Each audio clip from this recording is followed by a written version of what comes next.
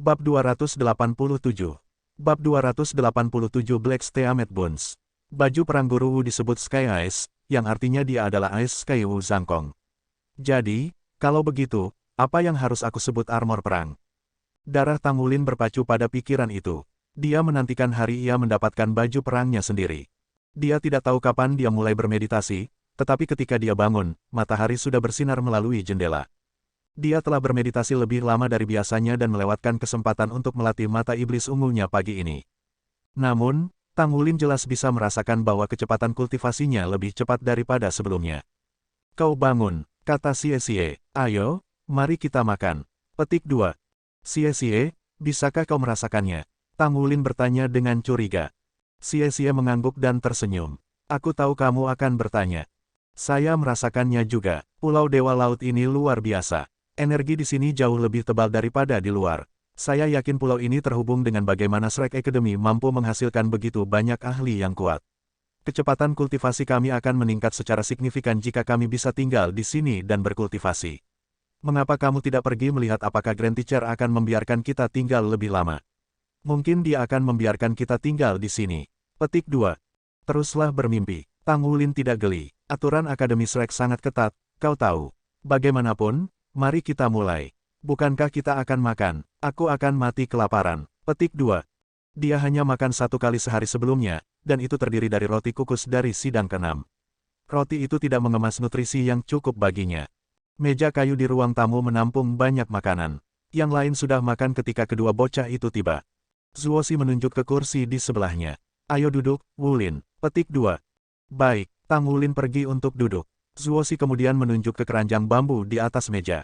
Zhangkong memberitahuku bahwa kamu memiliki perut yang besar, jadi mari kita lihat berapa banyak keranjang ini yang bisa kamu selesaikan. Petik 2. Di dalam keranjang itu ada benda hitam yang tidak berbau. Tang Wulin tidak tahu apa itu, tapi dia tahu mereka tidak terlihat selera. Baiklah, katanya, total ada 20 benda hitam. Mereka menyerupai roti kukus seukuran kepalan tangan. Akan lebih tepat menyebut mereka roti kukus hitam. Tang Wulin mencibir ke dalam makanan.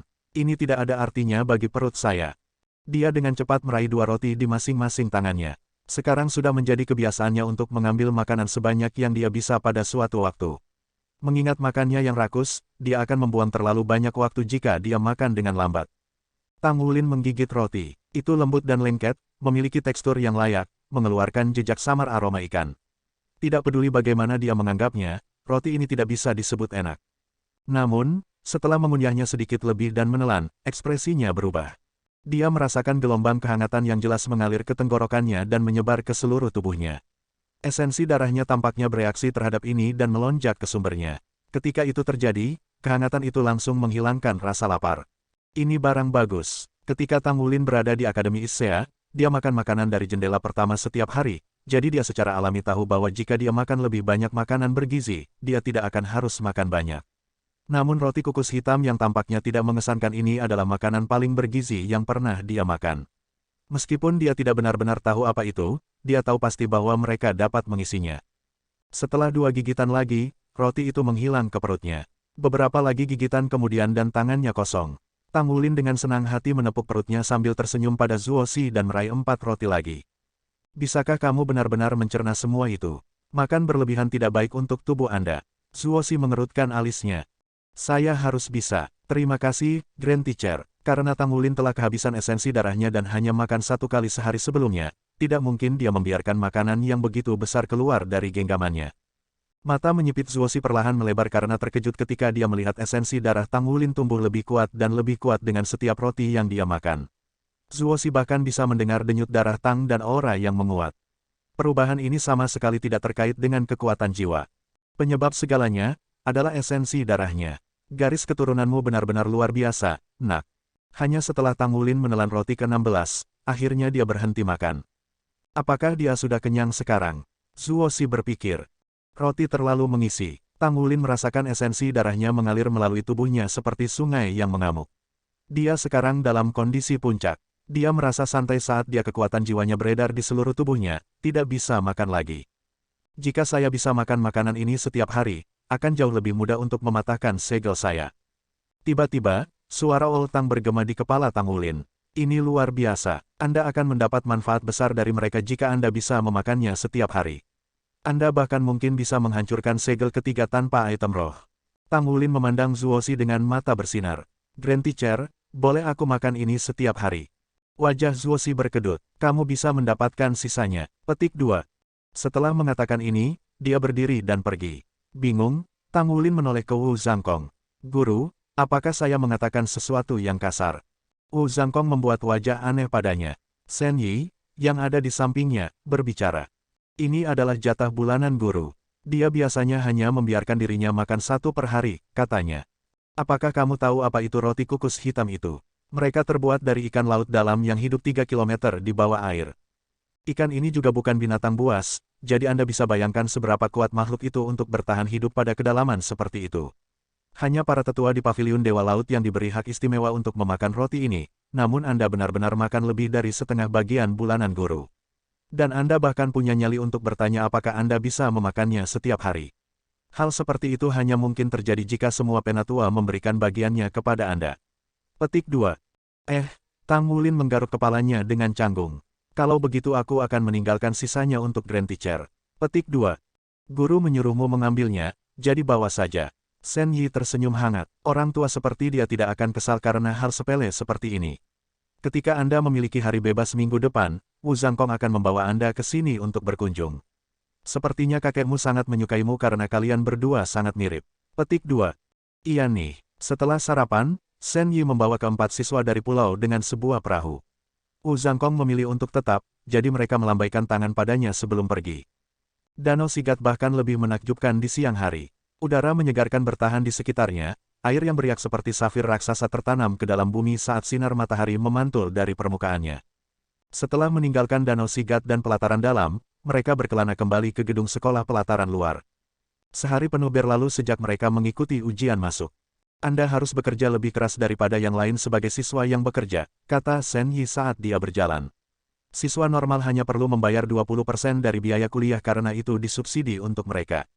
Namun, Anda harus membayar seluruh uang sekolah melalui melakukan pekerjaan untuk akademi. Misalnya, tugas paling dasar adalah menyapu kampus. Tentu saja, Anda dapat mengambil beberapa pekerjaan yang berkaitan dengan profesi sekunder Anda juga. Petik 2. Guru Shen, apakah biaya kuliahnya mahal? Tanya Tang Wulin. Shen Yi meliriknya. Sangat. Shrek Academy memberi Anda akses ke sumber daya yang tidak mungkin diperoleh di tempat lain. Sumber daya ini sangat berharga, sehingga siswa yang bekerja harus mengambil banyak pekerjaan untuk membayar biaya mereka setiap tahun.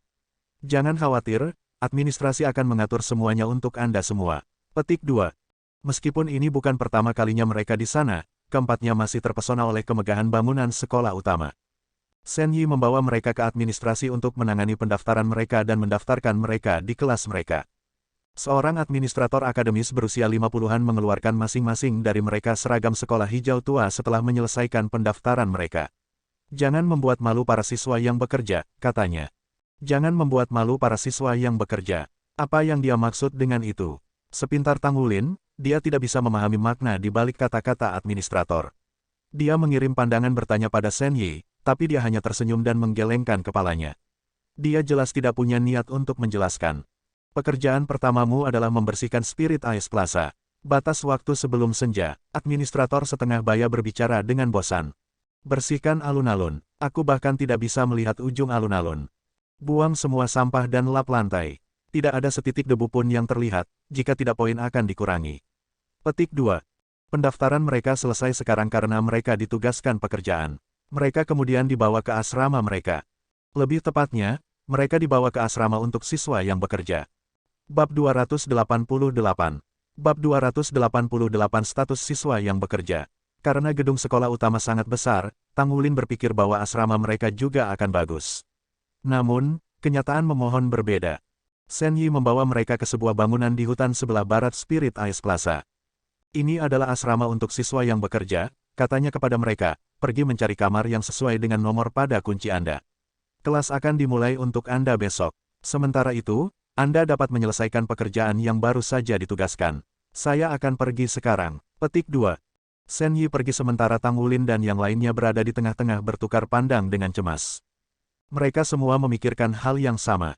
Bukankah bangunan ini agak terlalu kasar? Ini pada dasarnya kumuh dibandingkan dengan gedung sekolah. Bangunan itu hanya memiliki satu lantai dan sangat rusak. Itu duduk di tengah-tengah hutan, tetapi sekarang jelas bahwa ini dilakukan untuk menyembunyikan bangunan dan menyelamatkan muka bagi akademi. Itu adalah tempat yang benar-benar meresahkan. Tampaknya ada sekitar 20 kamar di bangunan berbintik. Beberapa kamar bahkan tidak memiliki jendela. Mereka sudah lama rusak, kayu di sekitar mereka benar-benar busuk. Setelah memeriksa nomor pada kunci mereka segera menemukan bahwa mereka hanya diberi satu kamar. Kamar ini tidak memiliki dinding untuk memisahkan anak laki-laki dari anak perempuan. Luasnya sekitar 30 meter persegi. Meskipun tidak kecil, hanya ada 2 rangka tempat tidur logam di ruangan itu. Selain itu benar-benar telanjang. Lapisan debu tebal menutupi lantai dan 2 jendela pecah. Seutas tali menggantung dari bola lampu di langit-langit. Mempertimbangkan keadaan ruangan, menentukan apakah bola itu ornamen yang tidak berguna atau sumber cahaya fungsional adalah lemparan koin. Bukankah ini terlalu kejam? Apa kita yakin saat ini kita berada di Akademi Shrek dan bukan daerah kumuh? Xie tercengang. Dibandingkan dengan asrama mereka di Akademi Issea, perbedaannya seperti surga dan bumi. Tidak ada kebutuhan dasar yang disediakan, bahkan kasur.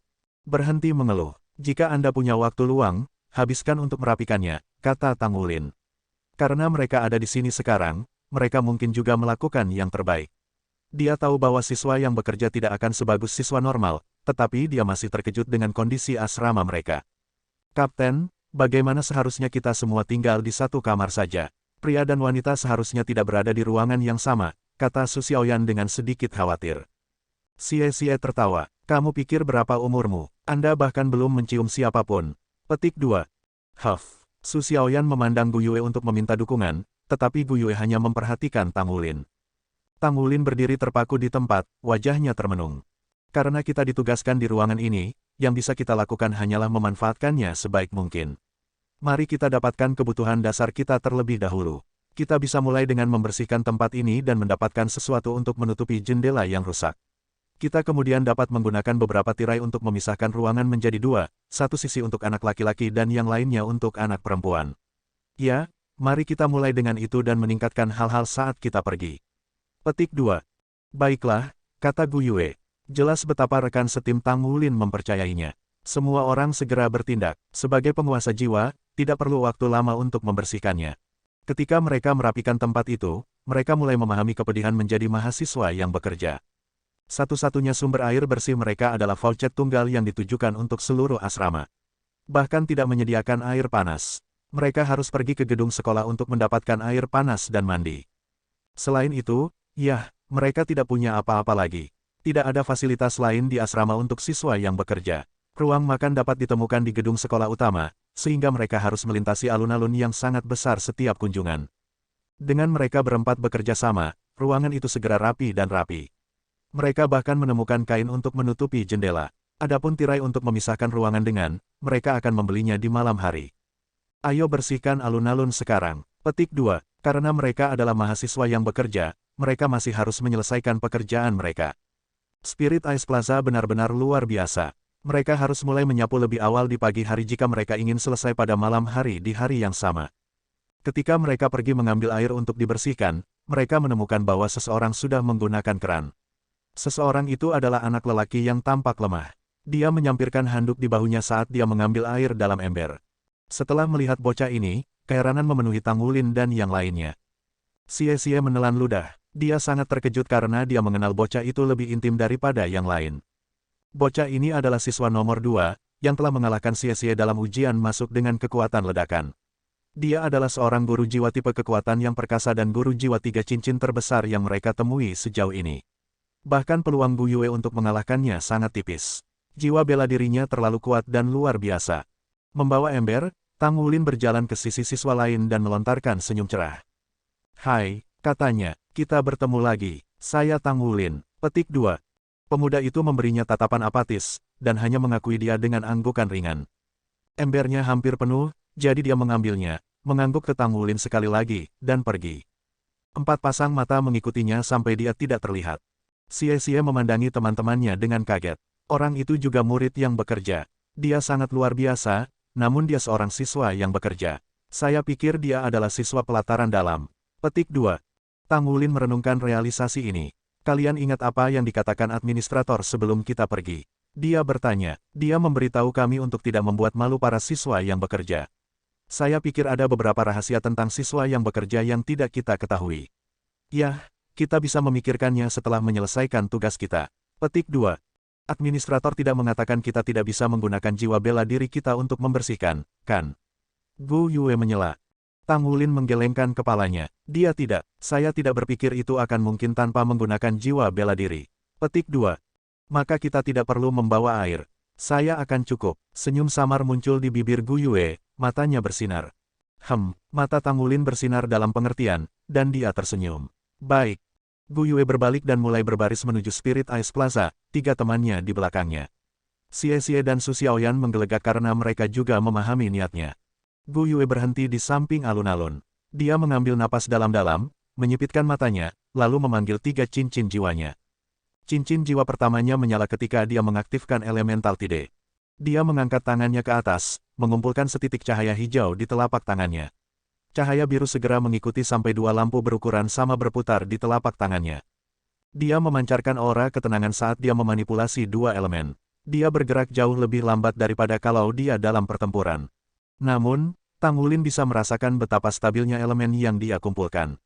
Mereka jauh lebih stabil dari biasanya. Selain itu, dia saat ini hanya menggunakan keterampilan jiwa pertamanya.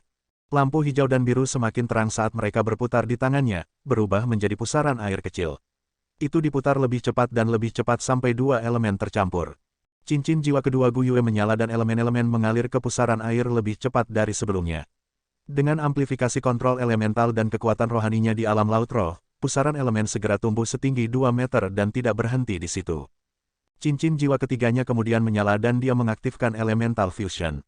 Kedua elemen tersebut sepenuhnya menyatu menjadi satu. Berbekal kekuatan spiritualnya yang kuat, dia memiliki kendali mutlak atas elemen-elemen yang berputar-putar. Dia adalah salah satu dari segelintir orang yang memiliki 3 cincin jiwa dan telah mencapai ranah laut roh. Bab 289. Bab 289 Tang Wulin si jahat. Angin puyuh elemen tumbuh hingga tingginya 5 meter. Tepat ketika Tang Wulin dan yang lainnya merasa akan mengamuk, Gu Yue dengan lembut berkata, pergi. Semula Ice Plaza tidak kotor, hanya tertutup debu. Bahkan tidak ada satupun sampah yang terlihat. Adegan aneh dimainkan saat pusaran air Gu Yue mendarat di alun-alun. Debu berkumpul bersama, berputar-putar di sekitar badai dengan hiruk pikuk sebelum disedot ke dalam dan meninggalkan lantai tanpa noda seolah-olah itu telah digosok oleh sikat. Gu Yue menarik keterampilan jiwanya yang pertama dan ketiga, hanya menyisakan elemental kontrol yang berlaku saat dia mengikuti pusaran air ke depan. Mereka mulai berjalan di sekitar alun-alun, menyaksikan segala sesuatu di jalurnya menjadi bersih.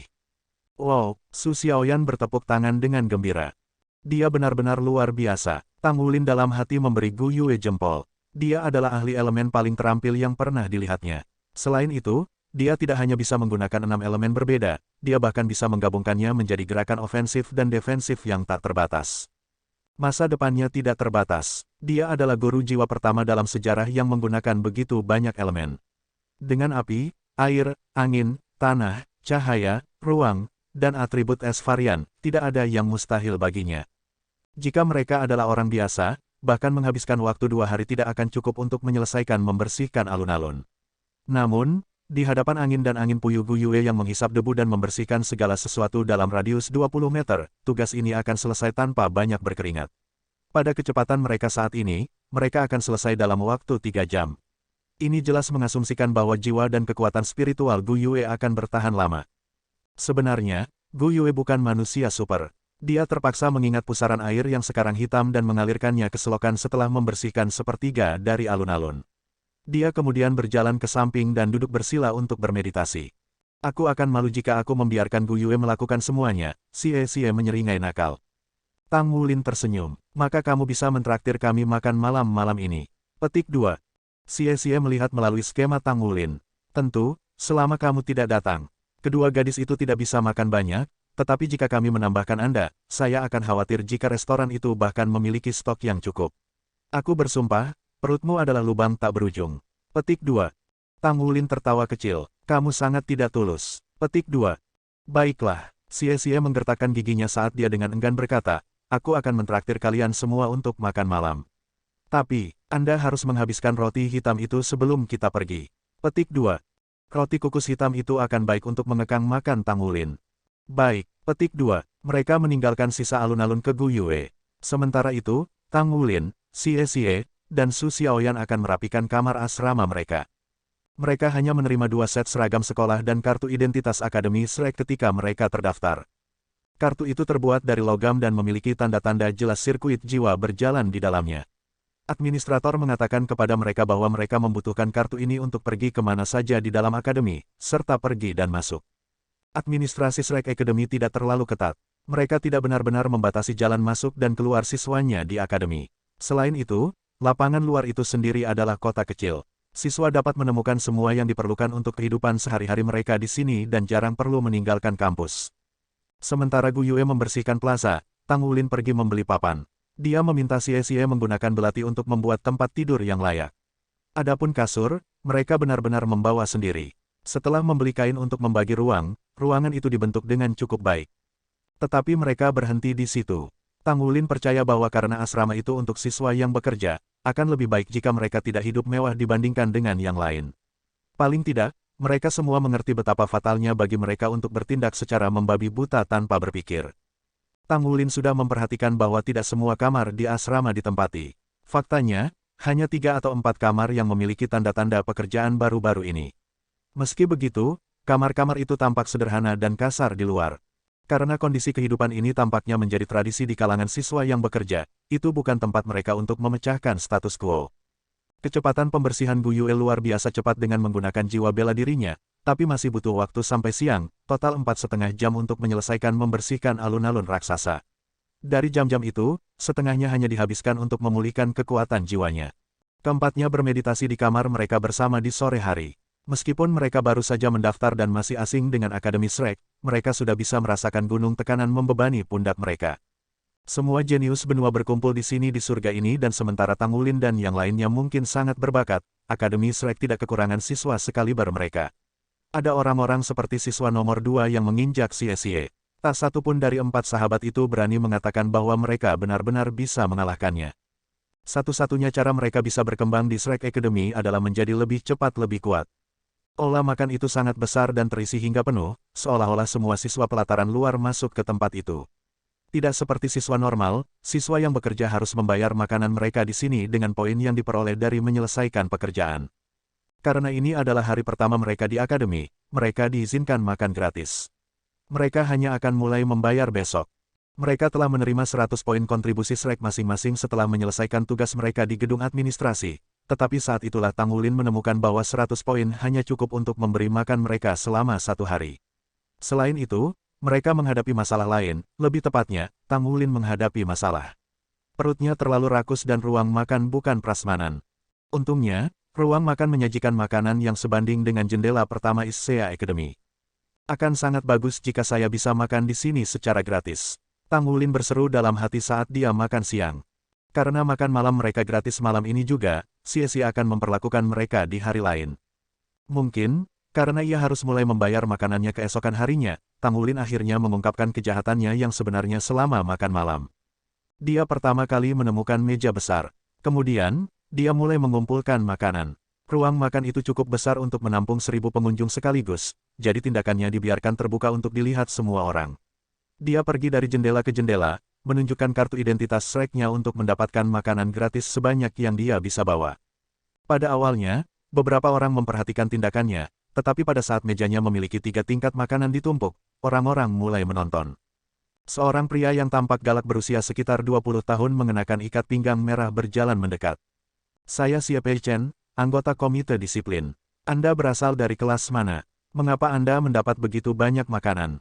Tidakkah kamu tahu bahwa menurut peraturan akademi, jika kamu membuang makanan, kamu harus membayar 10 kali beratnya sebagai denda. Petik 2. Tang Wulin berhenti di tengah langkah. Halo senior, saya bisa menghabiskan semua makanan ini. Petik 2. Kamu bisa menyelesaikan semua ini sendiri. Suara Xie Chen mengangkat 1 oktav. Dia awalnya berpikir bahwa semua makanan ini untuknya dan teman-teman sekelasnya untuk makan bersama, tapi bukan itu masalahnya. Tang Wulin telah mengisi meja untuk 10 orang dengan makanan yang cukup untuk memberi makan 30. Ya, saya bisa menyelesaikan ini sendiri. Saya masih memiliki 3 teman yang bergabung dengan saya, Tang Wulin menjawab dengan tulus. 4 orang bisa menyelesaikan semua ini. Xie Peichen ternyata tidak yakin. Dengan seberapa bergizi makanan ruang makan itu, orang umumnya tidak perlu makan sebanyak-banyaknya untuk menjadi kenyang. Tang Wulin mengangguk dengan sungguh-sungguh. Baiklah, mari kita lihat kamu makan semuanya kalau begitu. Jika Anda tidak bisa menyelesaikannya, jangan salahkan saya karena bersikap kasar. Meskipun Xie Peichen memiliki ekspresi gelap, tetapi dia tidak bisa melakukan apa-apa karena Tang Wulin belum melanggar aturan apapun. Dia berdiri di samping dan memperhatikan. Tang Wulin tersenyum, memperlihatkan gigi putihnya yang berkilau. Senior, bagaimana kalau kita bertaruh? Jika saya menghabiskan semua makanan ini, Anda akan membantu saya mendapatkan ronde lagi. Jika saya tidak bisa, Anda bisa menghukum saya seperti yang Anda inginkan. Petik 2. Baik, Xie Peichen langsung setuju. Dengan taruhan ditetapkan, Tang Wulin mulai makan. Dia makan dengan santai, meluangkan waktu. Meskipun demikian, kecepatan makannya mengejutkan. Bab 290. Bab 290 Gunung Keramik. Gu Yue, Xie Xie, dan Su Xiaoyan sudah lama mendapatkan nampan penuh makanan dan duduk di meja sebelah, pura-pura tidak mengenal Tang Wulin karena malu. Tang Wulin menahan napas agar tidak keluar dari mulutnya. Dia selalu membencinya ketika dia tidak bisa makan kenyang. Karena Akademi Shrek tidak menawarkan makanan gratis, ia mengambil bagian dalam seni kuno mencubit sen, menghitung dengan tepat berapa biaya untuk makan sendiri. Dengan pas masuk terselip di sakunya, dia bertekad untuk makan senilai gunung, cukup untuk bertahan sarapan pagi hari berikutnya. Xie Peichen berdiri dengan tenang di belakang Tang Wulin pada awalnya, tetapi ketika dia mengambil Tang Wulin, seringkali rahangnya jatuh. Apa dia manusia? Xie Peichen secara tidak sadar menelan ludah saat dia menatap gunung piring kosong di depan Tang Wulin, yang momentumnya meningkat akibat gigitan. Tidak lama kemudian pengunjung lain memperhatikan tontonan ini. Apakah orang ini mati kelaparan di kehidupannya yang lalu? Bagaimana dia bisa makan begitu banyak? Petik 2. Surga, jangan bilang dia membersihkan semua piring itu sendiri. Petik 2. Wow, luar biasa. Saya selalu mengagumi orang yang bisa makan banyak. Petik 2. Orang-orang mulai berkumpul di sekitar Tang Wulin, ditarik seperti ngengat ke api. Melihat kerakusannya membuat perut mereka liar karena kelaparan, dan mereka menggali makanan mereka dengan semangat baru. Senior, bisakah aku menyusahkanmu untuk mendapatkan 10 pesanan hidangan itu, yang terlihat seperti teripang? Terima kasih. Tang Wulin berseri-seri di Xie Peichen. Xie Peichen mati rasa karena kaget. Dia patuh pergi dan mendapat Tang Wulin 10 pesanan hidangan. Ini adalah ketiga kalinya ia memberi Tang Wulin lebih banyak makanan. Tidak ada banyak makanan per hidangan, tetapi jumlah hidangannya sangat banyak. Orang ini, Tang Wulin kedua berteriak kegirangan, meneteskan air liur di atas piring yang mengepul. Kerumunan terbuka untuk membiarkan seorang pria parubaya lewat, wajah muram dan terjepit. Tubuhnya gemetar ketika melihat tumpukan piring yang mengejutkan. Sebagai manajer ruang makan, ia secara ajaib menerima pemberitahuan bahwa ada kekurangan makanan. Dia sangat sadar bahwa mereka terlalu banyak menimbun bahan-bahan setiap hari dan memiliki lebih dari cukup untuk mengakomodasi keadaan-keadaan asing. Jadi tak usah dikatakan betapa bingungnya dia setelah mendengar stok mereka kosong. Tetapi ketika dia melihat Tang Wulin, dia akhirnya mengerti situasinya. Kapan mereka merekrut rakus seperti itu? Hei kamu, murid di sana. Perut Anda di luar bidang normal. Akademi tidak bisa memberi makan orang seperti Anda. Jika Anda makan sebanyak ini untuk setiap makan, maka saya akan mengajukan petisi kepada Akademi untuk menyingkirkan hak Anda atas makanan gratis, kata pria parubaya itu. Tang Wulin berkedip karena terkejut. Guru, kamu tidak perlu khawatir. Saya seorang siswa yang bekerja sehingga saya tidak bisa makan sebanyak ini secara gratis mulai besok. Ini adalah makanan gratis terakhir saya, jadi tidak bisakah saya makan kenyang? Petik 2. Siswa yang bekerja, ekspresi semua orang berubah setelah kata-kata itu. Galeri kacang dengan cepat mundur ke latar belakang, dan memikirkan urusan mereka sendiri. Jadi, kamu seorang siswa yang bekerja. Baik-baik saja maka, selamat makan. Setelah mengatakan ini, pria parubaya itu pergi juga. Kenapa kamu tidak memberitahuku kamu siswa yang bekerja sebelumnya? Xie Peichen bertanya, jelas bingung. Bagaimana dengan menjadi siswa yang bekerja? Tang Wulin ingin tahu bertanya. Xie Peichen mengerang, menolak untuk memperhatikan Tang Wulin lagi dan menghilang ke kerumunan. Sepertinya benar-benar ada latar belakang seputar siswa yang bekerja. Kecurigaan Tang Wulin dikonfirmasi, rasa ingin tahunya tumbuh, tetapi dia terus mendorong makanan ke dalam mulutnya. Ini adalah makanan paling menyenangkan yang pernah dimiliki Tang Wulin dalam hidupnya. Mungkin karena dia memecahkan segel kedua, makannya lebih besar dari sebelumnya. Ruang makan memiliki 20 jendela yang menyajikan makanan, dan Tang Wulin telah membersihkan semuanya. Dia merasa malu. Apakah kamu masih belum kenyang? Sini, makan ini. Seorang gadis yang lebih tua menempatkan roti kukus di piringnya sebelum pergi dengan selamat. Dengan terengah-engah, dia berkata, dia sangat menyedihkan. Dia masih belum kenyang setelah makan semua itu. Petik 2. Dia adalah yang pertama, tetapi bukan yang terakhir yang menawarkan makanan kepadanya. Tidak lama kemudian, seorang siswa lain datang dan memberinya roti. Sudut mulut Tang Wulin berkedut.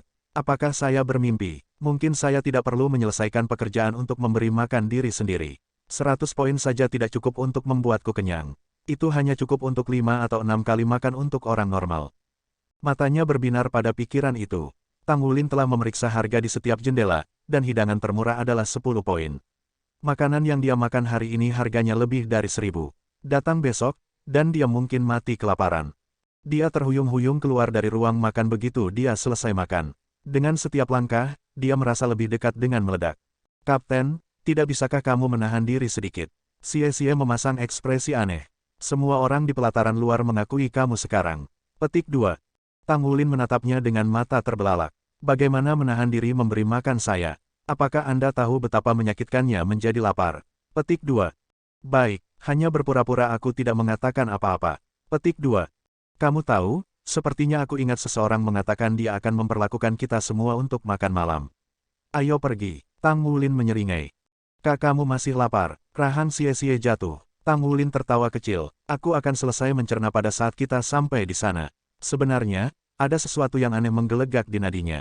Esensi darahnya mengalir melalui tubuhnya sebelum dia makan, seolah-olah mendidih. Sensasi itu mengingatkannya untuk bergabung dengan energi Raja Naga Emas setelah memecahkan segel. Dia adalah orang yang paling mengerti tubuhnya. Setelah memeluk dirinya sendiri, esensi darahnya menebal, tumbuh lebih kuat, dan darahnya tampak lebih kaya dari sebelumnya. Mungkin ini adalah metode kultivasi baginya.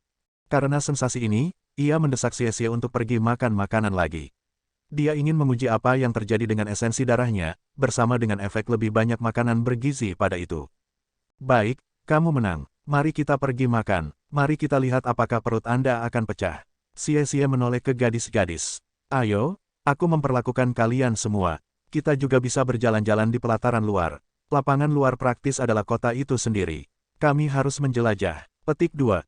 Baik Bu Yue dan Su Xiaoyan menyetujui rencananya. Keempat meninggalkan Spirit Ice Plaza dan memasuki jalan yang dibatasi oleh lampu oranye hangat dan ramai dengan orang-orang. Segera setelah mereka tiba di jalan ini, mereka menemukan sebuah toko yang penuh dengan orang-orang yang gaduh. Tempat apa itu? Su Xiaoyan melihat dengan mata ingin tahu. Xie mengintip ke dalam toko. Sepertinya tempat ini menjual minuman. Hah? Jadi Shrek Academy juga memiliki hal semacam ini. Ayo masuk, kita bisa ambil jus atau sesuatu. Petik 2. Ya, ayo pergi. Saya ingin es krim, seru Su Xiaoyan dengan gembira. Toko minuman sedang sibuk dan sudah mendekati kapasitas. Server melesat ke sana kemari, menerima pesanan dan membawa pesanan mereka kepada pelanggan, yang terakhir yang sebagian besar mengenakan seragam Akademi Shrek. Keempat berhasil menemukan meja dengan kesulitan besar dan duduk. Mereka melambai untuk pelayan, memesan jus dan es krim. Tampaknya dimanapun tempatnya, para gadis tidak bisa menahan es krim. Bahkan Bu Yue yang terpisah tidak bisa mencegahnya. Begitu pesanan mereka tiba, kedua gadis itu dengan senang hati menggali. Setelah menyesap jus jeruknya, Tang Wulin menyenggol Xie, yang matanya berkeliaran di mana-mana. Apa yang kamu lihat? Xie menyeringai. Aku hanya mencari-cari tempat untuk melihat apakah ada saudara perempuan yang cukup senior di sini. Saya perlu mempersiapkan diri untuk dewasa, Anda tahu. Petik 2. Keraguan mengaburkan fitur Tang Wulin. Bagaimana kabarmu? Bab 291. Bab 291 beri aku nomornya. Apakah kamu tidak mendengar tentang festival tanggal takdir Dewa Laut Shrek? Mata Xie yang lebar mengaliri Tang Wulin. Aku dengar jika kamu berada di pelataran dalam dan berada pada usia tertentu, kamu akan memenuhi syarat untuk berpartisipasi dalam festival. Ini adalah kesempatan besar bagi semua orang di lapangan dalam. Bahkan para siswa pelataran luar kita dapat melihatnya sekilas nanti. Saya tidak yakin tentang detailnya, tetapi tampaknya festival ini telah diadakan 10.000 tahun berturut-turut. Pasangan yang tak terhitung jumlahnya muncul di sana. Menurut legenda, Spirit Ice Douluo dan Dragon Butterfly Douluo mulai berkencan di festival ini. Petik 2. Tang Wulin tidak geli. Kamu sudah memikirkan hal-hal itu seusiamu. Kita terlalu muda untuk hal itu. Selain itu, Anda harus masuk ke pelataran dalam terlebih dahulu jika Anda ingin berpartisipasi. Kami masih memiliki jalan panjang, Anda tahu. Pikirkan siswa nomor 2 yang mengalahkan Anda menjadi bubur selama ujian. Dia sekuat itu dan dia bahkan bukan mahasiswa pelataran dalam. Petik 2. Aku akan mencari tahu begitu aku punya target. Dan kita pasti memiliki kesempatan untuk membuatnya ke pelataran dalam jika kita memberikan semuanya. Xie terpental ke atas dan ke bawah dari kursinya. Tang Wulin tersenyum, mengangkat cangkirnya. Selamat semuanya, kami telah berhasil masuk ke Akademi Shrek. Mari kita anggap ini sebagai perayaan yang terlambat. Petik 2. Gu Yue dan Su Xiaoyan gembira ketika mereka mendengar kata-kata Tang Wulin. Es krim mereka terlupakan di atas meja. Keempat saling bertukar senyum. Tidak sembarang orang bisa diterima di Shrek Academy. Menyebutnya akademi nomor 1 benua itu tidak meremehkan. Hanya ujian masuk saja yang diuji begitu banyak aspek, kekuatan, potensi, profesi sekunder, karakter, dan kesabaran antara lain. Itu adalah ujian yang sangat komprehensif. Gagal uji coba tunggal akan sangat menghalangi peluang mereka untuk masuk ke akademi. Namun sekarang, mereka duduk di sana sebagai siswa Akademi Shrek. Wu Zhangkong dan Akademi Issea tidak menyia-nyiakan waktu mereka untuk merawat keempatnya. Harapan memenuhi hati mereka. Mereka semua bertanya-tanya apa yang akan mereka pelajari di sini di Akademi Shrek, dan betapa berbedanya itu dengan Akademi Duniawi seperti Akademi Issea. Pelayan, sebelah sini. Selama perayaan 4, orang di meja sebelah mereka berteriak. Mereka menutup telinga dengan keributan, tapi itu baru permulaan. Berikan saya nomormu. Kata-kata orang asing itu dilapisi dengan kesombongan. Siapa yang berani begitu menuntut di Shrek Academy? Tang Wulin dan yang lainnya menoleh untuk memeriksa siapa orang yang mementingkan diri ini. Seorang pria muda duduk di meja sebelah. Dia tidak mengenakan seragam Akademi Shrek, dan malah menonjolkan wajahnya yang tampan dengan jas putih. Dia tampak sekitar 1 atau 2 tahun lebih tua dari Tang Wulin dan kelompoknya. Rambutnya mengingatkan pada emas yang dipintal, disisir ke belakang dan dipegang dengan beberapa produk, tidak ada satu rambut pun yang tidak pada tempatnya. Sebuah udara aneh memancar dari kedalaman mata emas mistisnya, seolah-olah keberadaannya sendiri memancarkan cahaya. Dari semua pelanggan di toko minuman, hanya Tang Wulin yang bisa menyaingi orang ini di departemen penampilan. Meski begitu, Tang Wulin bukan tandingan untuk sombong pemuda berambut emas itu. Pelayan berdiri di depannya, dia mengenakan rok hitam panjang dan celemek putih. Dia memiliki kulit putih giok, rambut pendek merah menyala, dan sepasang mata hitam besar dan indah. Kecantikannya membuat pria ingin melindunginya. Maaf, itu di luar ruang lingkup tanggung jawab pekerjaan saya, jawabnya dengan sopan. Lalu, apa yang harus saya lakukan untuk mendapatkan nomor Anda? Tanyanya. Pelayan itu menggelengkan kepalanya dan berbalik untuk pergi. Pelayanan apa ini? Dapatkan saya manajer Anda. Pria itu membanting telapak tangannya di atas meja, langsung menarik perhatian pelanggan di sekitarnya. Namun untuk beberapa alasan, mereka yang mengenakan seragam Akademi Shrek mengalihkan pandangan mereka ketika mereka melihat bahwa pemuda ini yang membuat keributan. Tolong tunggu sebentar. Setelah mengatakan ini, pelayan bergegas pergi. Beberapa saat kemudian, seorang pria parubaya maju ke meja. Puan, boleh saya bertanya apa masalahnya? Saya adalah manajer dari toko minuman ini. Petik 2. Beri aku nomor komunikatornya. Pria muda itu menunjuk pelayan. Manajer itu membuat wajah menyesal. Maaf, tapi aku tidak bisa membocorkan informasi pribadi staf. Petik 2. Pria muda itu mengangkat alis. Lalu apa yang harus saya lakukan untuk mendapatkan nomor teleponnya? Maaf kami tidak dapat membantu Anda. Tolong jangan membuat hal-hal sulit bagi kami. Saya tidak bisa memberitahu Anda informasi pribadinya, apapun yang terjadi. Nada bicara manajer itu sopan, tetapi tegas. Tekanan di dalam toko meningkat 10 kali lipat. Tangkap bosmu. Petik 2. Meskipun manajer itu ragu-ragu, alisnya menukik, dia mengangguk pada akhirnya. Tolong tunggu sebentar, dia berbalik dan pergi. Sesuai dengan kata-katanya, manajer kembali segera setelah itu, seorang pria parubaya yang berpakaian kaya di belakangnya. Pak, ada yang bisa saya bantu? Aku ingin nomor pelayan itu. Sekali lagi, dia menunjukkan kesombongan seseorang yang terbiasa dengan cara mereka. Pemilik toko tidak tersentak pada permintaan. Aku mendengar permintaanmu dari manajer, tapi aku minta maaf, kami tidak akan membocorkan informasi pribadi karyawan kami, apapun yang terjadi. Maafkan saya karena tidak dapat membantu Anda. Petik 2. Pria muda itu menyipitkan matanya. Jadi, kamu tidak akan setuju tidak peduli apa. Pemiliknya mengangguk. Baik, pria muda itu bangkit dari tempat duduknya dan menjentikkan jarinya. Seorang lelaki berpakaian bagus berdiri dari meja terdekat dan mendekati tempat kejadian, memberi si pemuda sedikit membungkuk. Tuan muda, apa perintahmu? Bernegosiasi dengan pemilik. Saya ingin membeli toko minuman ini. Petik 2. Pemiliknya tertegun, tetapi ekspresinya segera berubah jelek. Tuan, Saya minta maaf, tetapi saya tidak punya niat untuk menjual. Petik 2. Melangkah ke depan, kepala pelayan menyambut pemilik dengan senyum. Halo, saya Sunbo. Bagaimana kalau kita berbicara secara pribadi? Dia menyerahkan kartu emas kepada pemilik toko ketika kata-kata itu keluar dari mulutnya. Sekali lihat kartu itu dan mata pemiliknya membelalak karena terkejut. Dia dengan patuh mengangguk pada saran kepala pelayan dan mengarahkan kepala pelayan pergi untuk mendiskusikan berbagai hal. Sementara sudut mulut Xie berkedut, Tang Wulin menghela nafas pada lelucon. Orang-orang kota ini benar-benar tahu cara bermain. Petik 2. Gu Yue dengan dingin mendengus. Bertentangan dengan teman-temannya, Su Xiaoyan tersenyum. Jadi, apakah kalian pikir dia akan bisa mendapatkan nomor gadis itu? Tang Wulin mengangkat bahu. Kita akan segera melihat. Saya tidak pernah menyangka akan ada pertunjukan seperti itu di depan kami ketika kami pergi minum-minum. Pemilik toko itu tampak keras kepala, tetapi pemuda itu mungkin berasal dari keluarga kaya. Mari kita lihat apakah pemiliknya bisa terombang-ambing oleh uang. Petik 2. Tepat ketika Tang Wulin selesai berbicara, kepala pelayan dan pemilik toko kembali. Tuan muda, saya telah menegosiasikan harga dengan bos yang di sini, dan saya sudah mengirim pembayaran. Mulai sekarang, toko minuman ini adalah milik Anda. Kepala pelayan berbicara dengan nada tidak tertarik yang seolah-olah ini adalah kejadian normal. Pria muda itu mengangguk, mengalihkan pandangannya ke arah bos yang. Beri aku nomornya. Petik 2. Sejak awal, pria muda itu tidak repot-repot menahan suaranya. Semua orang di sekitar bisa mendengarnya dengan keras dan jelas, ekspresi terperangah terpampang di wajah mereka. Demi nomor satu gadis, dia menghabiskan banyak uang untuk mendapatkan toko minuman ini.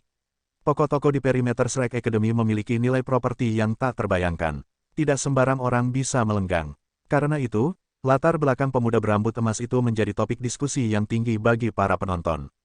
Bos yang menghela nafas, mendekati pelayan berambut merah. Pada adegan ini, Tang Wulin mengangkat bahu sekali lagi. Sepertinya uang bisa mempengaruhi siapa saja. Petik 2. Sesaat kemudian, pelayan itu menghampiri pemuda itu. Apa yang kamu inginkan? Pria muda itu tersenyum. Tidak banyak, saya hanya berpikir Anda cantik dan ingin mengenal Anda lebih baik. Petik 2. Tanpa mengucapkan sepatah kata pun, gadis itu mulai membuka kancing celemeknya.